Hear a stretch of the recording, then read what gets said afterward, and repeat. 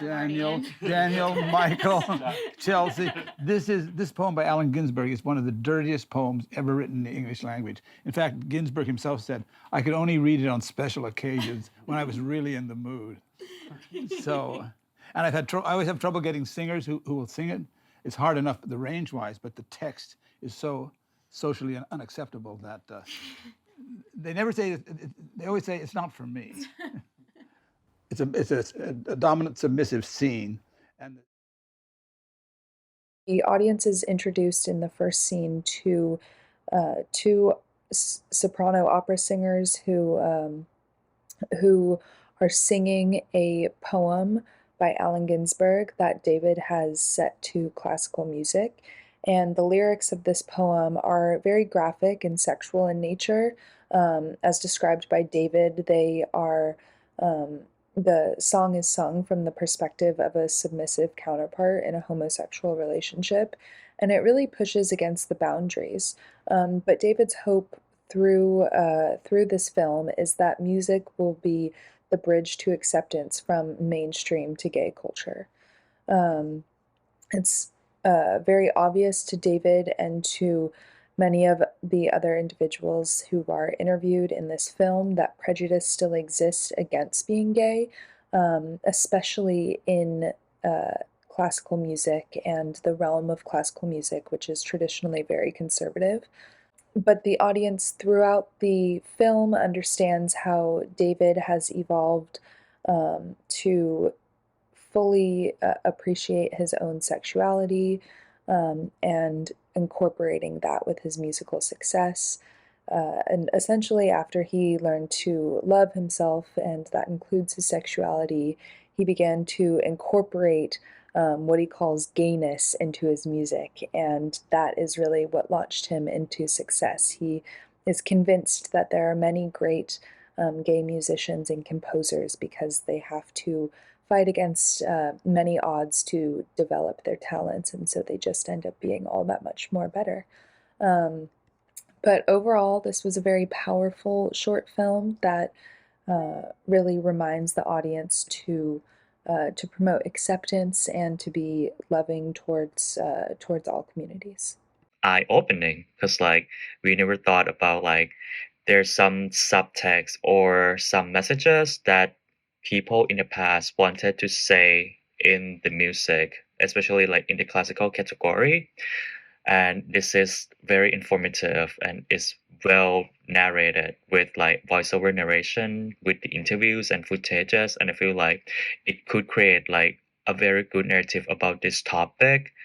It's not like try to become too emotional, but it just want to present and amplify the importance of being queer or even gay people who are involved in the music production. Fascinating. I know that they touched on some really controversial topics. And I mean, anytime you're going to talk about sex and a particular alternative lifestyle, like something BDSM, it's going to be a little bit touch and go. But I think that they handled that really, really well. They were very candid about it. They were very open about it. And what they did from the poem from Ginsberg, I believe it was, and how they created this song about it, I found that to be incredibly interesting, partly because they chose opera. And I don't know, to me, since the poem was so heavy in dominance and submission, for some reason I thought that they would have gone more towards like maybe a gothic metal route or EDM, but opera worked, and the singers that they had at the beginning, their vocal range absolutely blew me away. Getting the chance to listen to those two sing back and forth, both of them playing that one role, I thought that that was really fascinating.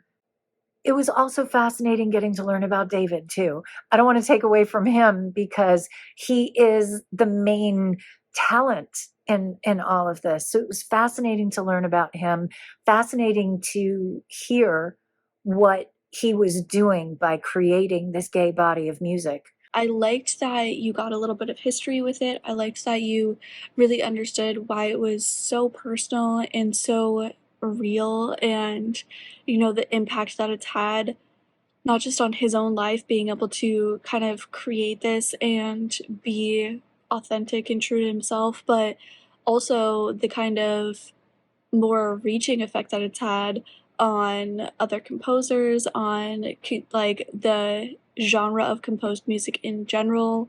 Um, so I really loved that. I thought that that was really beautiful. And then he just kind of, I loved the way that it really demonstrated how he challenged, I guess, what everybody's kind of preconceived notion of what composing music needs to be about, and what are quote unquote like not approved topics, but I guess socially accepted topics to include in your music. So I really loved that it just showcased how progressive he was and how much he pushed, and was like, this is what I'm gonna do and I'm going to stick with it. And also how much music can really be healing, and it can be, you know, big and scary, but it can also help you through this kind of healing process. And I really enjoyed it. I thought it was great. I loved all of the insight that they were able to get through the interviews as well. Gives a nuanced perspective on art and how art has helped make being gay more acceptable in society, but how there's still room for it to do so within music. And I think it really shows an interesting perspective that combines the history of different art forms and the messages, and how one composer is trying to change that in a really interesting way.